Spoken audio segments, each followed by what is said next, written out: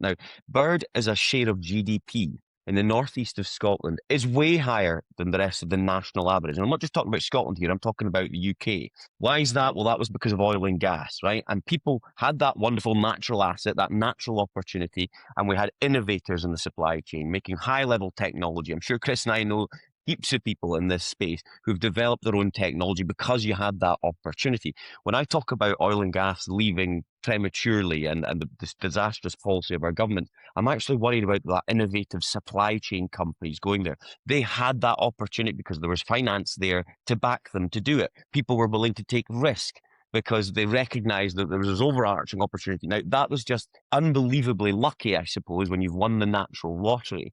Point here is, how do we translate that success Scotland-wide and UK-wide? And it comes, as I say again, appetite for risk, access to finance, and we need to be more productive through innovation. What is that? Is there a kind of, is Scotland struggling because it's small, that there's not the same number of people?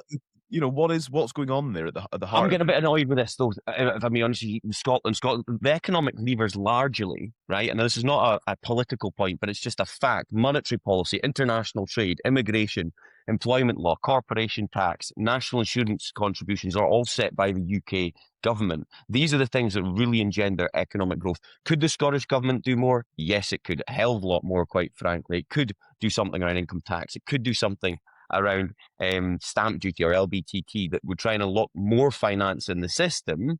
But fundamentally, they do not have the levers at their disposal, apart from Scottish enterprise, to really motivate investment. What I do think the focus needs to be on, and what Chris tells us, is on how can we just bring a pool of investors together to support the startups that have established themselves to scale up to success. That, to me, is the trick here in what we're discussing.